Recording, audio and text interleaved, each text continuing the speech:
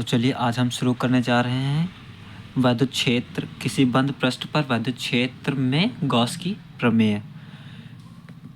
और ये जो फर्स्ट चैप्टर का डेरिवेशन है, जो हमारे हर बार एग्ज़ाम में किसी न किसी सेट में पूछ लिया जाता है, और ये लॉन्ग में आ सकता है, क्वेश्चन हर बार आता है और आ भी सकता है आपके एग्ज़ाम पेपर में। तो इसको हम आज सॉल्व करने वाले हैं बहुत ही आसान तरीके से, जिससे आप लोग समझ सकें इसे। गॉस की प्रमेय।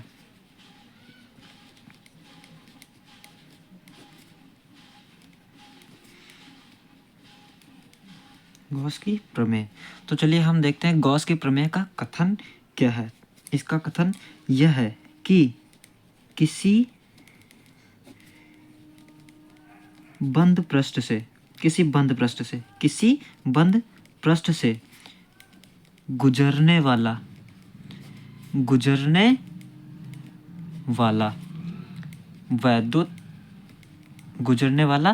वैद्युत फ्लक्स, किसी बंद पृष्ठ से गुजरने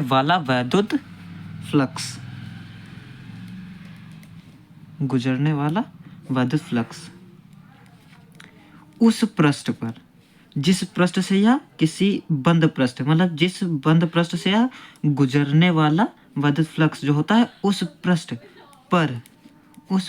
पर कुल आवेश के, ठीक है, उस पृष्ठ पर कुल आवेश के 1/ε0 गुना होता है। ये हमारी गॉस का कथन है, ठीक है। ये कथन क्या है हमारी गॉस की प्रमेय का? किसी बंद पृष्ठ से गुजरने वाला वैद्युत फ्लक्स उस बंद पृष्ठ पर कुल आवेश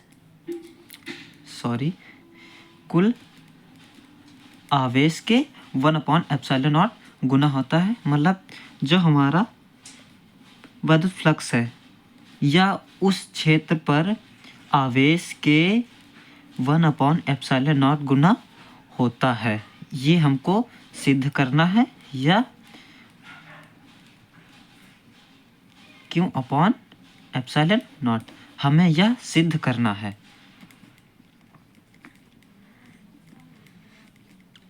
तो चलिए हम सिद्ध करते हैं। तो सबसे पहले हम एक बंद पृष्ठ बना लेते हैं। बंद पृष्ठ हम बनाएंगे सबसे पहले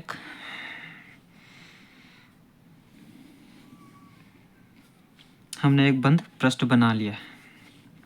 तो ये जो हमारा बंद पृष्ठ है, इस पर माना हमने एक बिंदु O है, ठीक है। इस पर एक बिंदु O है जिस पर +Q आवेश है, ठीक। इस बिंदु पर O बिंदु पर आवेश Q है। तो इससे R दूरी पर जो है हमारा एक P पृष्ठ, डेल्टा सूक्ष्म क्षेत्र, मतलब डेल्टा ए P बिंदु है हमारा, डेल्टा ए। और इसकी वैद्युत क्षेत्र की तीव्रता हमारी है E, और क्षेत्र है हमारा DA हमारा क्षेत्र है, और वैद्युत क्षेत्र की तीव्रता हमारी E है।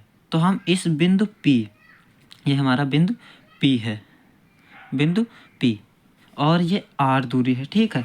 तो हम इस बिंदु P पर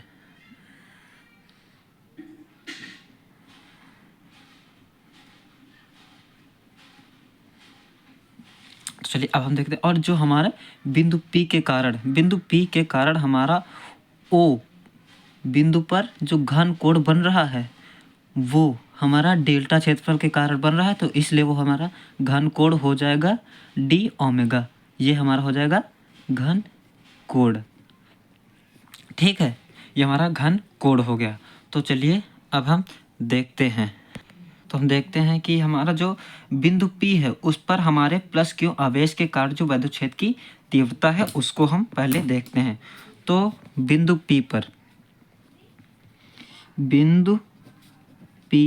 पर वैद्युत क्षेत्र की तीव्रता +Q आवेश के कारण। ये हमारा बिंदु P है, ठीक है, और ये हमारा आवेश Q। तो इस आवेश Q के कारण जो हमारा बिंदु P पर, ये हमारा बिंदु P है, ठीक है, बिंदु P पर जो वैद्युत क्षेत्र की तीव्रता है उसका फार्मूला हम लोग पहले ही सॉल्व कर चुके हैं, जो कि हमारे चैप्टर में पहले ही हो चुका है। वो हमारा फार्मूला क्या होता है, E बराबर हमारा क्या होता है, वैद्युत क्षेत्र की तीव्रता 1/4 पाई एप्सिलॉन नॉट Q/r², ठीक है। तो ये हमारी किसी बिंदु पर आवेश के कारण वैद्युत क्षेत्र की तीव्रता होती है, ठीक है। तो ये हमारी हो गई है। अब जो हमारा यहाँ पर बिंदु डेल्टा क्षेत्रफल के कारण जो हमारा बिंदु O पर घन कोण डी ओमेगा बना हुआ है, घन कोण P बिंदु के द्वारा बनाया गया घन कोण हमारा डी ओमेगा है। अब बिंदु O पर P बिंदु के कारण या DA के कारण जो हमारा डी ओमेगा घन कोण बनता है, घन कोण बनता है। ओके, तो हमारा घन कोण क्या बनता है, डी ओमेगा, ठीक है। तो डी ओमेगा जो हमारा घन कोण बनता है, तो हमारा जो डी ओमेगा होता है वो हमारा होता है DA cos theta upon r² होता है। ये कहीं से आएगा नहीं, ये आप लोगों को याद करना पड़ेगा। ओके, तो ये हमारा तो है DA cos theta upon r², ठीक है। तो ये आप लोगों को याद करना होगा कि डी ओमेगा हमारा जो होता है DA cos theta upon r² के बराबर होता है। तो चलिए बिंदु O पर हमारा डी ओमेगा घन कोण हो गया है, ठीक। अब हम क्या ज्ञात करेंगे, जो हमारा ये DA क्षेत्रफल है इससे गुजरने वाला फ्लक्स ज्ञात करेंगे, ठीक है। तो अब बिंदु DA या क्षेत्रफल DA या क्षेत्रफल DA से गुजरने वाला वैद्युत फ्लक्स, ये हमारा क्या हो जाएगा, डी क्षेत्रफल मतलब डेल्टा मतलब सूक्ष्म क्षेत्रफल है। ये हमारा इसके अकॉर्डिंग जो है, ये हमारा छोटा सा क्षेत्रफल है, इसलिए हमको इसको डेल्टा क्षेत्रफल लेते हैं। DA मतलब जो कोई छोटी लेते हैं तो उसको D के अकॉर्डिंग लेते हैं। D का मतलब होता है छोटा क्षेत्रफल, ठीक है। तो हमारा D5 हो जाएगा, मतलब D5 मतलब छोटे से क्षेत्र से गुजरने वाले वैद्युत फ्लक्स। D5E हमारा हो जाएगा, ये हमारा हो जाएगा DA × E, ठीक है। ये हमारा क्या हो जाएगा, DA × E। ओके, ये हमारा छोटे से क्षेत्रफल से गुजरने वाला फ्लक्स हो जाए, वैद्युत फ्लक्स हो जाएगा हमारा DA × E। अब हमारा ये किसके रूप में है, ये देखिए हमारा जो है ये हमारा होता है A.B बराबर हमारा होता है AB cos थीटा होता है। इसको याद ही करना पड़ेगा क्योंकि ये फार्मूले के अकॉर्डिंग होता है, ठीक है। हमारा ये इसके हिसाब से होता है A.B जो होता है वो हमारा AB cos थीटा है। तो यहाँ पर हमें ऐसे ही दिया है, ये हमारा पूरा हो जाएगा A और ये हो जाएगा B। तो इसको हम कैसे लिखते हैं, DA मतलब AB मतलब E, DA AB cos theta, DA हमारा हो जाएगा A और E हो जाएगा B। तो यहाँ पर हो जाएगा DAE cos थीटा। तो यहाँ पर हो जाएगा डेल्टा फाई E हमारा हो जाएगा AB मतलब delta A × E cos theta, ठीक है। ये हमारा हो जाएगा डेल्टा A.E cos थीटा, यहाँ से हमारा हो जाएगा A.B = AB cos थीटा। ये हमारा A मान लिया, इसको हमने B मान लिया, ठीक है। तो इससे हमारा हो जाएगा DAE cos थीटा। अब हम इस DAE cos थीटा को गुणा कर देंगे किससे, जो हमने बिंदु P पर वैद्युत क्षेत्र की तीव्रता निकाली थी, इससे हम गुणा कर देंगे क्या, इससे अपन गुणा कर देंगे। इससे क्या, ये जो हमने डेल्टा क्षेत्रफल वैद्युत फ्लक्स निकाला हुआ है, तो हम इसको वैद्युत क्षेत्र की तीव्रता से गुणा करेंगे। तो ये हमारा वैद्युत क्षेत्र का फार्मूला क्या था, 1/4 pi epsilon naught upon into Q upon R square था। तो इसको हम गुणा कर देंगे किससे, हमारा जो ये निकल कर वैद्युत फ्लक्स निकल कर आया डेल्टा क्षेत्र पर, उससे गुणा कर देंगे D A dot E cos theta. ठीक है, ये हमारा वैद्युत क्षेत्र की तीव्रता था और इससे हमने इसको गुणा कर दिया है। यहाँ पर आने के बाद हमारा ई नहीं रहेगा, देखिए डी फाई ई। ठीक है, डी फाई, क्योंकि डेल्टा क्षेत्रफल निकाल रहे हैं। ठीक, डी फाई ई रहेगा। हम इसको अगर अच्छे से लिखेंगे तो हमारा आ जाएगा डी फाई ई जो हमारा होगा वो हमारा होगा Q upon 4 pi epsilon naught D A cos theta. D A cos theta upon में क्या था हमारा, आर स्क्वायर। ठीक है, आर स्क्वायर था। अब जैसा कि हम जानते हैं, हमने पहले देखा, जो हमारा डी ओमेगा था वो किसके बराबर था, D A cos theta upon R square. चलिए हम आपको पीछे दिखाते हैं ये कहाँ पर था। ये देखिए, ये हमारा निकल कर आया था। ठीक है, जो घन कोण बनता था उससे हमारा डी ओमेगा निकल कर आया था, D A cos theta upon R square. ठीक है, तो हमारा D A cos theta upon R square किसके बराबर हो गया था, डी ओमेगा के बराबर। तो हम यहाँ पर क्या लिखेंगे, D phi E is equal to Q upon 4 pi epsilon naught into D omega, क्योंकि ये हमारा पोर्शन जो पूरा था ये डी ओमेगा के बराबर था, इसलिए हमने इसको हटाकर यहाँ पर हमने डी ओमेगा लिख लिया है। ओके, तो ये हमारा जाएगा D phi E is equal to Q upon 4 pi epsilon naught D omega.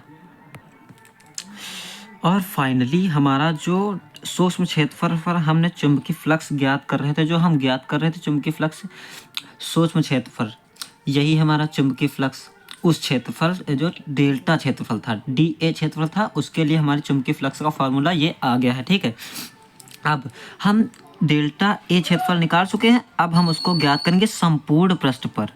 अब जो हमारा संपूर्ण पृष्ठ था, देखिए हम दिखा रहे हैं आपको संपूर्ण पृष्ठ, हम अब इस क्षेत्रफल निकाल चुके हैं, इस क्षेत्र पर चुंबकीय फ्लक्स निकाल चुके हैं। अब हमको इस पूरे संपूर्ण क्षेत्र पर चुंबकीय फ्लक्स निकालनी है। संपूर्ण पृष्ठ पर चुंबकीय फ्लक्स, चुंबकीय फ्लक्स, ये हमारा चुंबकीय फ्लक्स हो जाएगा संपूर्ण क्षेत्रफल पर। ठीक, संपूर्ण क्षेत्रफल के लिए हम यूज करते हैं फाई ई, जो हमारा होता है चुंबकीय फ्लक्स, इसको हम बोलते हैं फाई ई चुंबकीय फ्लक्स। ओके, तो ये हमारा हो जाएगा क्यू 4 पाई एप्सिलॉन नॉट, ये हम यहीं से उतार रहे हैं, जो हमारा पिछला डेल्टा सूक्ष्म क्षेत्रफल निकल कर आया था वैद्युत फ्लक्स सूक्ष्म क्षेत्रफल पर। ठीक, इसको हम निकाल रहे हैं, डी ओमेगा है। अब हम इस डी ओमेगा का समाकलन कर देंगे अगले स्टेप में। देखिए, Q upon 4 pi epsilon naught, D omega का हम कर देंगे समाकलन। ठीक है, समाकलन मतलब संपूर्ण पृष्ठ का आकलन। ठीक है, समाकलन। ठीक है, डी ओमेगा। अब जो हमारा होता है उसमें जब हम इसका समाकलन करते हैं डी ओमेगा का, तो ये हमारा इसके बराबर 4 पाई के बराबर हो जाता है। ठीक है, जब इसका हम समाकलन करते हैं डी ओमेगा का, तो ये हमारा हो जाता है 4 पाई। ठीक है, तो हम इस 4 पाई को अब इस संपूर्ण के लिए रखेंगे, इस मतलब पूरे के लिए रखेंगे। पूरा जो हमारा होता है 4 पाई के बराबर, तो इस पूरे की जगह पर हम रखेंगे 4 पाई। अब देखिए अगला स्टेप हमारा फाई ई हमारा हो जाएगा Q upon 4 pi epsilon not. अब इस पूरे के लिए हमारा किसका मान हो गया, हमारा 4 पाई हो गया। इसका मान जो हमारा पूरा है ये 4 पाई हो गया, तो इसकी जगह पर हम 4 पाई रखेंगे। ये गुणा भी चिन्ह लगा सकते हैं गुणे का, लेकिन यहाँ पर हम ऐसे ही करते हैं। ठीक है, ओके, तो ये हमारा फाई ई हो जाएगा। ये हमारा 4 पाई है यहाँ पर, 4 पाई यहाँ पर, तो हम इसको कैंसिल कर देंगे। 4 पाई को 4 पाई से कैंसिल कर देंगे। अब ये हमारा आ गया क्या, क्यू अपॉन एप्सिलॉन नॉट। आप देखिए ये हमारा फाइनली आंसर आ चुका है और हमने सिद्ध कर दिया। इति सिद्धम, इति सिद्धम, ये हमारा क्वेश्चन सॉल्व हो गया है। ओके, और हमको यही प्रूव करना था और यही गॉस की प्रमेय है। गॉस की प्रमेय, यही गॉस की प्रमेय है। देखिए हमें यही सिद्ध करना था। देखिए चलिए हम आपको पीछे दिखा रहे हैं, हमको यही सिद्ध करना था। देखिए ये देखिए हमको यही सिद्ध करना था। देखिए जो हम लोग सिद्ध कर चुके हैं, ठीक है, सिद्ध हो गया ये हमारा। वीडियो ज़रूर बड़ा है लेकिन आपको अच्छे से समझ में आ जाएगा, इसीलिए वीडियो बड़ा है। ओके, अगर वीडियो पसंद आया और अच्छा लगा तो उसको लाइक करें और सब्सक्राइब करें मेरे चैनल को। धन्यवाद।